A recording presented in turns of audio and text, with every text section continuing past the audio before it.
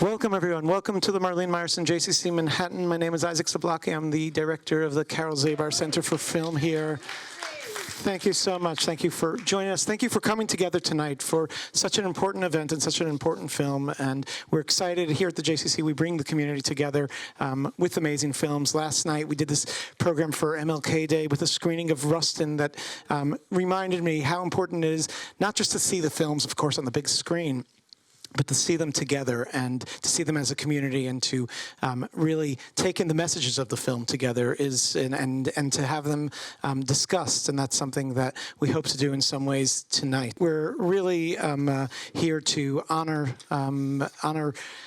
those who have been in some ways affected most by the events of October 7th, and the special screening and conversation tonight of The Boy really has brought the community together in ways that rarely do we all get together in this way. And I just want to give one personal note that you're going to meet her quite intimately soon. I'm Yahav's widow, Shiley. Shiley, her film actually screened here as part of our ReelAbilities Film Festival. Her film Youth, New Reim, it's called. And she has been an active part of our programming. And this tragedy has connected to absolutely everyone who's connected to Israel. ReelAbilities is not an Israeli film festival, but it really connects to everyone. And we are really proud to have this event regardless, but specifically on this personal level, it's extremely emotional for us. This is my moment to remind you to silence your cell phones and to keep them in your pockets throughout the screening.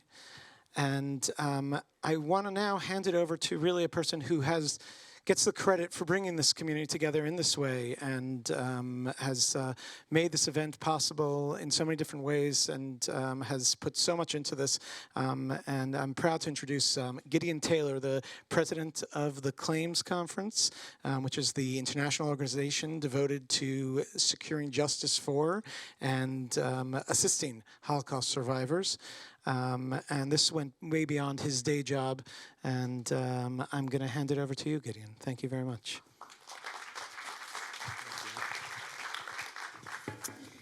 Thank you. So, firstly, great appreciation to the JCC for hosting us, and particularly to Isaac for an incredible amount of work in pulling this together.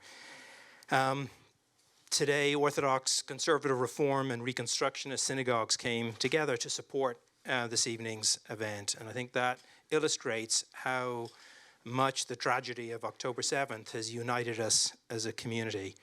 The Claims Conference is proud to be a sponsor alongside Anshe Chesed, B'nai Jeshurun, Central Synagogue, Kilat Jeshurun, Darchei Noam, the Hebrew Institute of Riverdale, the Jewish Center, Migdal Or, The New Yorker, Romamu, SAR Academy, the Society of the Advancement of Judaism, and USC Shoah Foundation. And the foundation, Shoah Foundation, is well known for its remarkable archive of testimonies of Holocaust survivors, and it's represented today by its executive director, Rob Williams. Thank you for being here, Rob. The foundation has initiated a foundation to record testimonies from October 7th, one of which we will see this evening. The film we will see, The Boy, is included in the New Yorker screening room, a collection of award-winning fictional short films. So the genesis for the program this evening came from a trip to Israel that I made in November to visit Holocaust survivors in the south of Israel. At a nursing home in Ashkelon, which had been under constant rocket fire, I met Yahav Winner, a 96-year-old Holocaust survivor from Poland, who told me about his life and about the tragic killing of two of his grandchildren on October 7th. I also met his wife and his son, Ofer. Ofer's son, Yahav, was a talented young filmmaker who was killed on that terrible day. Ofer will join us this evening by video, together with Yahav's wife, Shaylee, a tremendously talented filmmaker, actress, and singer. Joining us today in person are Dvir Rosenfeld, also a grandchild of Yosef, with his wife Maya. Dvir's sister Hadar and her husband Itai were also killed on October 7th in Kibbutz Aza. Every Holocaust survivor represents hope over despair, survival over destruction. Intertwined is often the deepest of pain and the strongest of resilience. This evening is about the story of a family, a story of pain and resilience, of strength and creativity, of devastation and love. In some ways, perhaps, it's a story of Israel and the Jewish people. I hope that this evening can, through the unique medium of film, also help strengthen the connection between our New York Jewish community and those who suffered the horrific attacks of October 7th.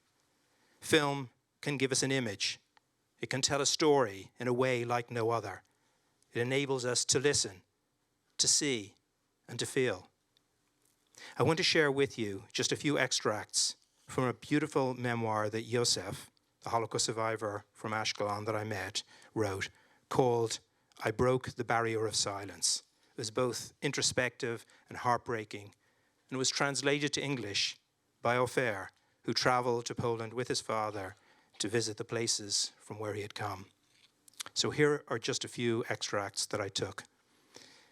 I was only 12 years old. I wrote down the little I could remember of the important events that took place in my life. I hope the reader will find interest in my life story. I was born on January the 18th, 1927 in Jurków, Poland, to my mother Sabina, nie Zilberstein, and my father Shimon. There were 9 of us in the house, 4 brothers and 3 sisters. The house was located next to a main road which connected the surrounding villages to a small town called Vizhnitz Novi, and next to it ran a river which was used for watering the land for children's games and fishing. My parents sent me to a cheder to study Judaism. It was about an hour's walk from my house. On Shabbat, we went to the synagogue. At home, we spoke Yiddish, but outside the home, we spoke Polish. My father was taken to a labor camp. We children split up and each sought a hiding place among the Gentiles. Me and my brother Tartek, who was 2 years older than me, ran away from the home and we found a hiding place with a Gentile a few kilometers away from our house in exchange for clothing. At this point, I lost touch with the outside world. It was 1941. One day in the early hours of the morning, several people entered the house of that Gentile. We thought they were police officers, but it turned out that it was Menik, an uncle, with his family. The Gentile feared his fate when he saw so many Jews gathered at his place, and he told us to leave or he would hand us over to the police. We set off when it got dark, walking at night. We went in the direction of the city of Buknia. We walked all night through woods and fields, and the danger of death hung over us. Yosef was in the ghetto in Buknia, and he escaped from there to the countryside. He wrote, I thought of handing myself over to the Germans, who would kill me. Every time such an idea came up, I would reject it. I went out into the open space, into the forests, fields, and villages where there used to be a dense population of Jews. I would go into the woods and spend days and nights there.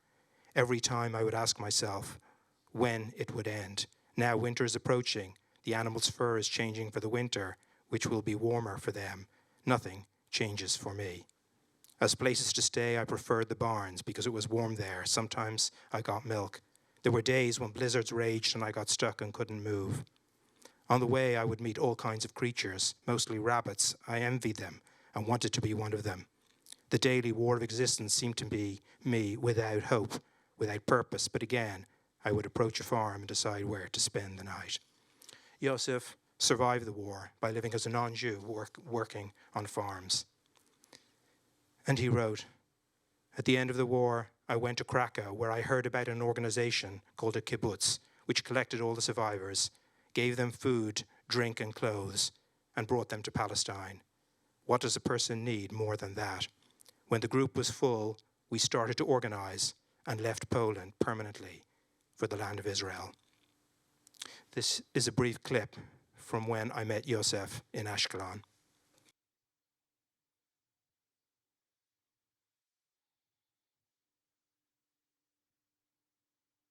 אני עברתי ממלחמת העולם השנייה, מ-1939. כשבאתי הנה, אז הייתה מלחמה על העצמאות. ושוב אני נלחמתי, וכל החיים אני נלחמתי. וההישרדות היא לא פשוטה. הנכדה, כן, ורק התחתנה, לא מזמן, כן, ונרצחה עם בעלה, ותאומים, שירת תאומים, כן, בני שנה. ושם היה כתוב במפורש, כן, על הנכדה, כן, על כל הזה. אז מה אני עשיתי? לקחתי וגזרתי את המאמר הזה, ושאלה יגדלו, ושהנינים, שהם יגדלו, כן, אני אתן להם שיראו, ידעו מה קרה לאמא שלהם. סיפורים.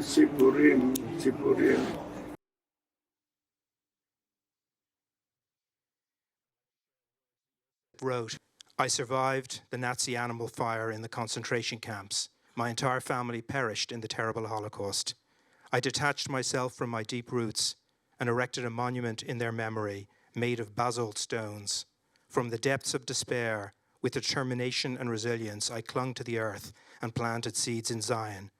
I arrived at my well-planted family tree in the homeland, yielding fruit.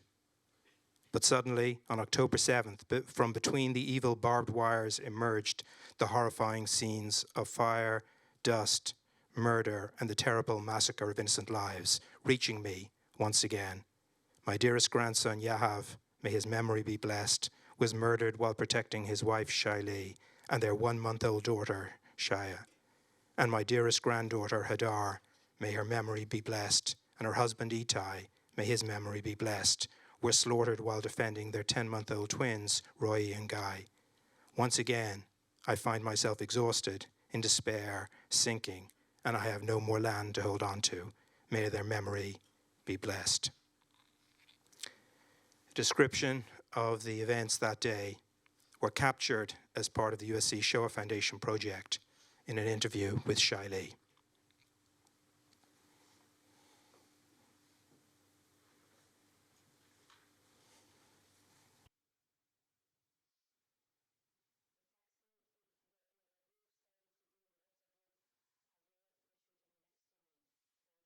The texting in the group started to be in the WhatsApp group. I hear the shooting next to me. They're shooting outside of my window. And then we heard people were asking, are you sure? I think they're inside our village. And then me and Yav heard, Tal, Tal, Tal. And a lot of, like a group of terrorists were like making a group outside of our window. I remember there's footsteps on the grass, on the grass outside of the window, and on autumn leaves, like autumn leaves cracking. And I understand they're so close. And we changed to sign language. The agreement was, you're holding the door, I'm with the baby. This was the agreement, and we kept quiet. Even the dog was quiet, Shaya was sleeping. He tried to record them outside of our window, saying hello to each other, laughing, Tal, Tal, but he didn't make, I mean, in the middle of the voice message, they already opened the window, not the door. We thought they will come in from the door, but they suddenly opened the window of the safe room. So they took the blinds out, and then they moved the iron rail, and I saw a hand inside my bedroom. And I knew that hand didn't come to shake my hand, like we both, but it was so fast that we didn't have a lot of time to say goodbye. It was like, and he opened the glass of the safe room window and tried to push the iron rail, oh gosh, tried to push the iron rail against them. And in one moment I just took Shaya on my hands and ran away with no shoes, phone, nothing. I just like, and I'm disabled in my legs, so I'm limping. So the running was not fast like a able-bodied person. But I did it as fast as I could because they were shooting at us. I remember opening the safe room door, I had an accordion door. in Shaya's room, and then the entrance door, run away. I thought I will get shot in the minute, because my house is very little. So if they are on my window, and it heard like there are 50, it was a lot. Afterwards, I understand there were 70 terrorists in our house at that specific time. So I assumed that they will be also on the front door, but they didn't make it. I went very fast. It was a glance between us. And then I ran away. I took left and I ran with Shaya, not looking back, but I heard it's like sounds of shootings next to me on a tree, and I tried to hide in bushes. I remember thinking they're shooting at me and a baby, a 1-month-old baby. And that time I understand that Yahav is dead. I saw their hand inside our safe room. So this was so hard because I understand I need to keep running and not think right now. So I tried to take cover behind bushes, behind a little motorcycle, behind another bush. I went on the side because they were running after me. I heard tal, tal, like it's a prize to kill me and the baby. I knocked on doors when I was hiding in one of my neighbor's bushes of garden, but I knew that if I would say Yardena, it's Shaili, so they will know where I am because I was the only one outside. They told us to keep inside the safe room, so I couldn't. I knocked on the doors. Afterward, I understand she called her daughters and tell them, there are terrorists in my window, there are terrorists in my doors. But her net door saved me for a while because I could hide with Shaya. In the net door, it was not locked like all the houses. So I waited a bit there until the terrorists will leave. I heard less tal tal, and then I went through the gardens. I found a garden shed that was open. I came in and I heard I looked for something sharp. So I found a hammer and a screwdriver with a chisel, I think. And then I put one inside my pajamas pocket, one in my hand, and I covered us behind a washing machine. There were empty pots and a send-off bag. I put them on me and on Shaya. And she was still sleeping. Yeah, I don't know how, but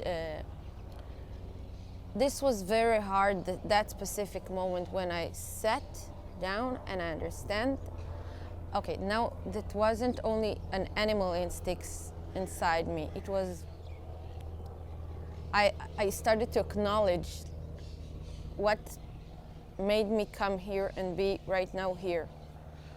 And I remember inside my head, I felt like, no, don't go away. Like this is what it felt, but from the outside, what Shaya felt or saw is like my pinky.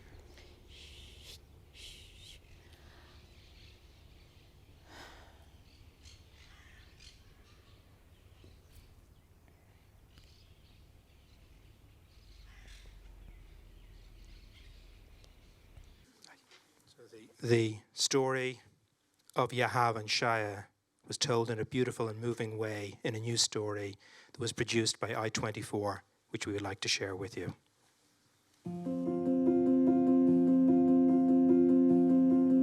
It's a love story you can only find in the movies, but it ended in tragedy. On October 7, Shaili Atari, a singer, actress, and filmmaker, lost her husband, Yahav, in the Hamas onslaught on Kibbutz Kfar Aza. Shaili and Yahav met in an acting studio. They both shared their passion for cinema and filmmaking. Every exercise that he had, that he wrote in that studio, I acted with him. I remember us doing a rehearsal. We were on a mattress and we were so tired. So we put the head, and I remember looking at him. He was talking about the exercise and me talking about Romeo and Juliet, what it is for me, what lovers did I have. And I remember looking at his eyes, and I remember seeing my soulmate. It got better through the years. We got better each project, and each project became more understanding of each other's need, but also he was my best friend. Over the years, they made several short films together. Retrospectively, some of Yahav's films have a chilling new meaning today. In his first short film, Indian Grave, He plays a man who asks his father to bury him alive. In his film Three Deep Breaths, Shaili plays a widow who dreams that she speaks with her late husband. The husband is played by Yahav himself. And I remember when he told me that this is the script, I asked him, Mommy, why do you want to write a script about a widow? You're a young man in your 30s. What's the connection? And he told me, I feel I need to write about it. I see it. Yahav's acclaimed short film, The Boy, is now playing in the Lev cinema chain in Israel. The movie is based on Yahav's life and tells the story of a young man who suffers from PTSD and his relationship with his father. Both live in the Gaza envelope area during a time of war.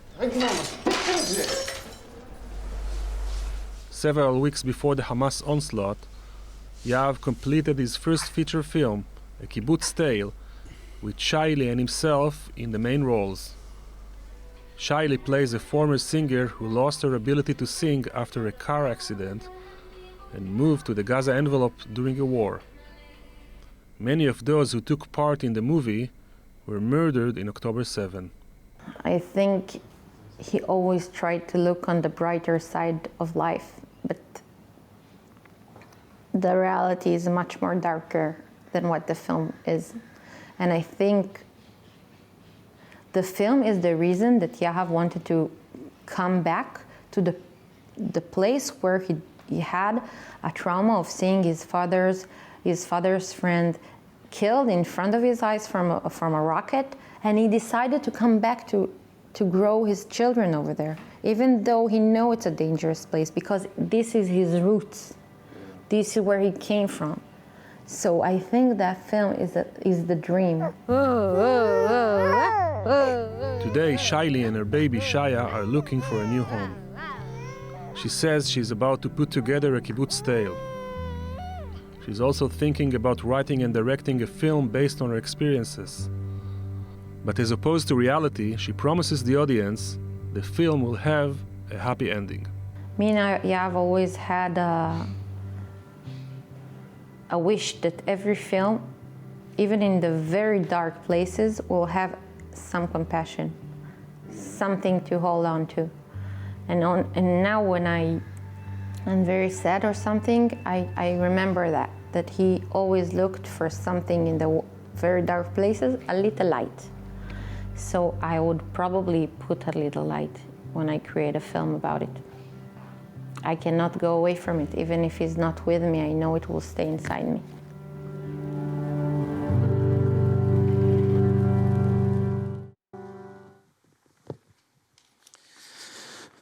Thank you, everyone. To introduce the boy, we have we have a lot of amazing partners here, but I want to give a huge shout out, of course, to The New Yorker, who has been really putting short films on the map like never before. And we have here Paul Moakley, who's one of the executive producers of the Academy Award-winning program for The New Yorker, to introduce the film. Thank you, Paul. Thank you so much. Thank you, Isaac.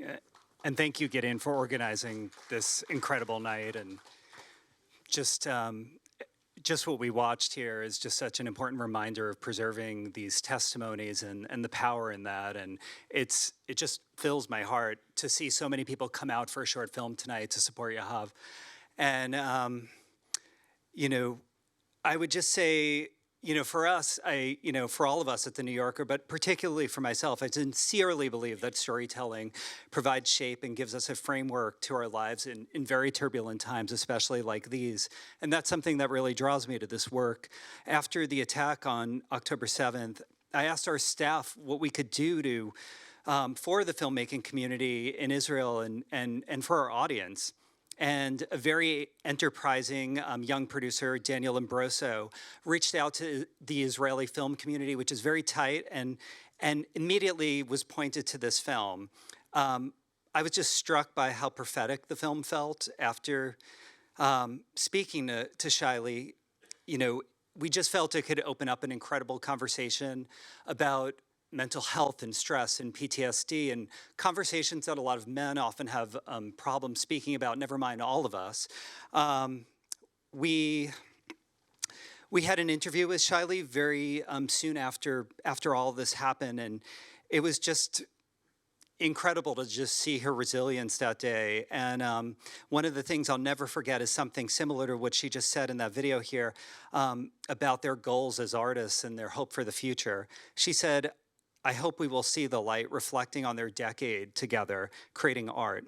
We always in life try to look for a little light. We hope at The New Yorker that this meditative film resonates with you in some way. We'd like to thank our editor, David Remnick, who really wanted to be here tonight, but unfortunately is very sick, and you'll hear his voice. If you listen to Radio Hour this week, it's terrible. We'd like to thank the JCC for doing this, and I also want to thank Go-To Films in Israel and Hedva Goldschmidt for supporting these filmmakers and really bringing work like this to light. And most importantly, we just want to thank Shaylee Atari for trusting us with the film throughout this entire process. Thank you.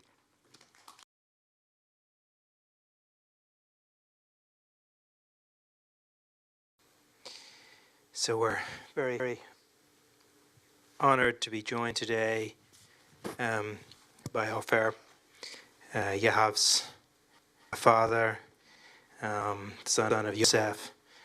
Ofer, I think it's 3 o'clock in the morning in Israel, and I cannot tell you how much we appreciate you taking the time to join us, to be with us here at the JCC in New York. So thank you for being together with us.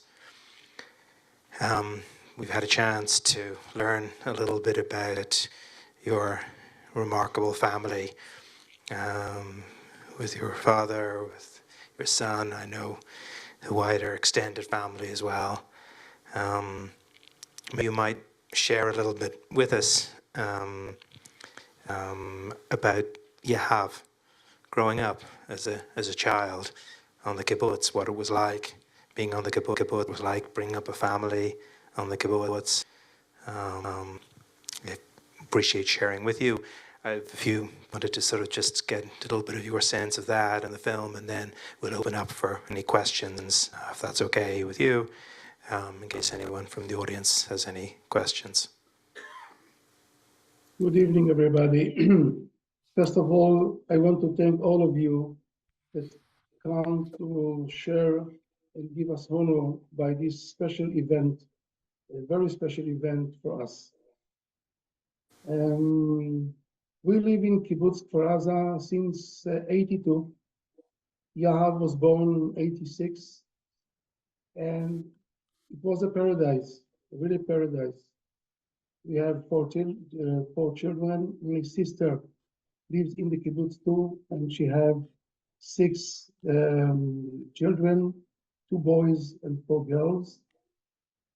And at about the year of 2008, we had a very tragic occasion that one of our member, my best friend's father, was murdered, was killed by a bomb in his yard.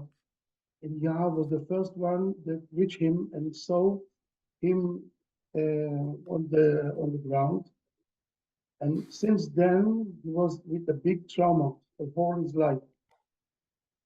He kept going on his life, doing army, and when he started to study film, cinema, he was planned that his final movie that he will make will be dedicated to this guy, Jimmy Doshi, as you see on the screen.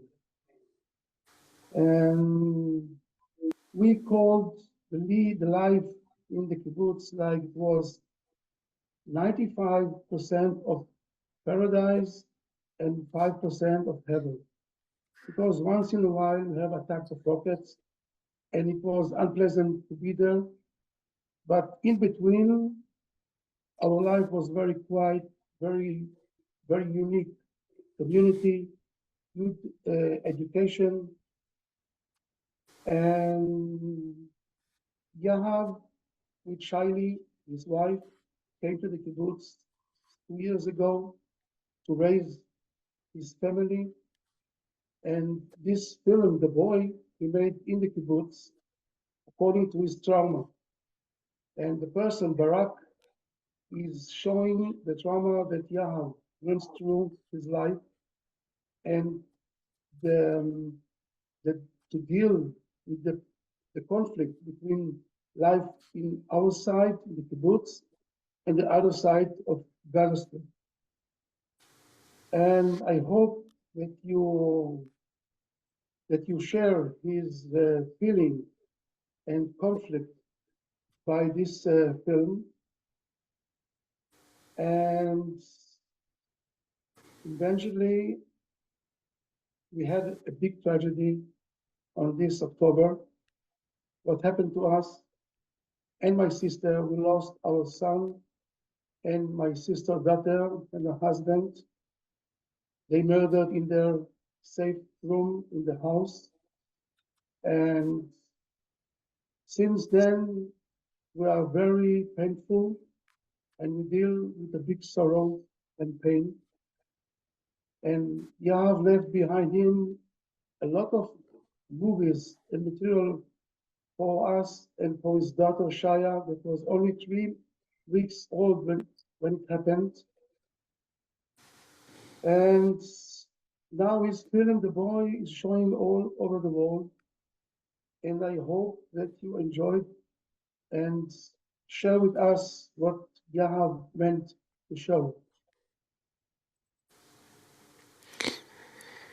Yeah, it's. I think the silence in the room is just an indication of just how powerful a story intertwined of Yahav and the family, what happened with the film, and the life that you've led, and certainly there's a deep sense of connection I think for all of us feeling that with you and with your family, and to do that through the medium of film is powerful. Maybe tell us a little bit about in the film itself. I know you were involved in different parts of the. Shaili was involved in the making of the film. It's something that seems to be part of your family. Maybe you can share a little with us about that. All his film, especially this one, we took part of this film. I produced this film. Shaili was the editor of this film, and it was very complicated to make this film. It was taking in the fields, as you see, by night, with a lot of soldiers, and to save and keep us and protect us during the film. And it was very emotional to be part of this movie. A lot of students that study with him, the film studies, took place and took part in this film. They stayed in the kibbutz for about a week. They sleep, they eat with us, they sleep with us. And now what happened, the filmmaker of this movie came to the kibbutz to see what happened, and he took pictures and film that the places that we took the film, how it looks today. And just 2 days ago, we had a memorial evening for Yahav and all these films that take place. The boy, and during last June, he did a feature in the kibbutz, and he's waiting now for Shaili to make it come through, about a couple that lives in the kibbutz. And it's like a memorial of the kibbutz and the people of the kibbutz that took part in this film, how the kibbutz looked like, and many of the members that took place in this film, many of them are not with us today. So it should be our memorial when the movie will show. And It was a very unique evening, and all the students, all the people that knew Yahav by his books and films that he did, that's what he left for us and for our granddaughter, his daughter Shaya. Are there any questions or comments that anyone would like to share? I see there's someone at the back. I want to say a few words about my father. Please. You saw my father's that you interviewed him, and he is a Holocaust survivor. And now he understands completely what's going on and what happened to us. Tomorrow he will be 97 years old, and he suffers so much, and he cried like he never cried for his life of his disaster and what happened to us. And I felt so painful for him that he has to suffer for the rest of his life what he went through the whole of his life, survived the Holocaust, and now he had to bury his two grandchildren. Just want to add, this was where obviously we met the first time with your father and your mother, and thank you for sharing with me the memoir. Ofer told me, I asked Ofer just to share with you if his father had written anything about his time during the Shoah. And he told me he had written it in Hebrew, and I think Hebrew and Polish it was, or Hebrew in Hebrew certainly. And I asked Ofer would he share some of that with me, and he translated this entire beautiful memoir written by his father, Yosef, who we saw on the screen. And I tell you how moving, how introspective, how thoughtful, and in the brief time we spent together in Ashkelon, I just got a small sense of him. But to read his words through your translation about what happened to him, his story, the pain, the resilience, and then now just know what happened to him and the words he wrote afterwards. I think it's something so powerful. I spend much time working with Holocaust survivors, as you know, at the Claims Conference, and the tragedy, the pain of his journey, both personal and now family. It's really too much to bear. Too much to bear. Sorry. Do we have one? Yeah, hi. Thank you so much for appearing in the film. I was in Kfar Aza Thanksgiving week. There was a mission from New York, so we went. And the person leading us was the brother of the head of the council in Kfar Aza. He was a politician, and he was an up-and-coming politician, and he ran Kfar Aza, from what I understand. And I saw whatever in the film, I saw fence, but I saw it blown. It was mind-boggling what I saw. All the burnt out homes, most of them are burnt out. Markings by Tzahal, how many people died, how it happened. The question I have for you is, going back there, after all that happened, and this brother from the head of the council there, he says, we're all going to come back. We're going to build it better. It's going to be incredible. I could not understand that feeling after what happened. So my question to you is, coming back, will most people be coming back over there? What's going to happen after whatever happens in Gaza? Will people be coming back? Will it be back to the way it was? Thank you. Thank you for this question. I really don't have an answer for that, because our sorrow and pain and tragedy is so deep that we can't even think about it and deal with this question.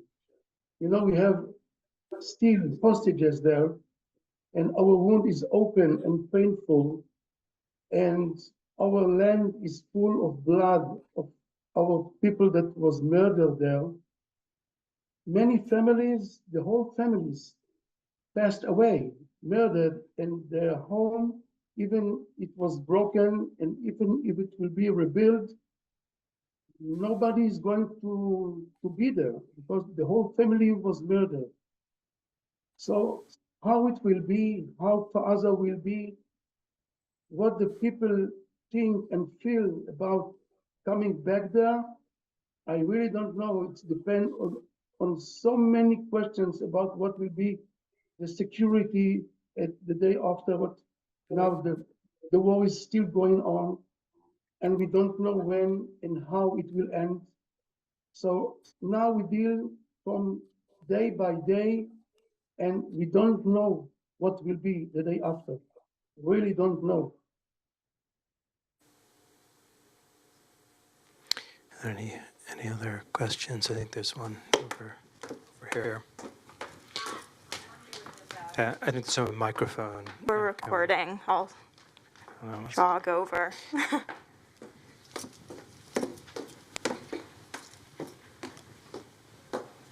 So this has been a very moving presentation, and my question is a little bit of a follow-up in a way to the one that was just asked. I'm wondering where the members of the kibbutz are. Are many of them nearby? And so has it been possible for them to comfort one another and share their experiences and share their pain? Okay. We are not all of the kibbutz, all of the community together. We split in a few places. There is a kibbutz named Shpaim that saved us and gave us his hotel, but it was not enough room for all of us. So some of us are in different hotels, some of us in apartments, and we try to keep in touch with each other, or by Zoom, or by meeting in that kibbutz Shpaim. And we still try to be together and hug each other and give strength for the families that their sons and daughters are still hostages there in Gaza. And we hope someday we can gather together in another place to recover and to rebuild our community. It will be before we'll be back sometime to Gaza. Ofer, I just want to really, on behalf of everyone here, just to share a big hug from New York to you. We were able to do it in person in Ashkelon. This time we do it virtually. I hope soon again in person. I know everyone here joins me. Please also to Shaili, to your father, to your mother. Please, our thoughts, just a big hug and a lot of love coming to you, and for you to take the time to come with us and to share with us. We deeply appreciate and our love and a big hug. Thank you for being with us. Thank you very much. You. Thank you. Good night. Good night. Good night. Good night.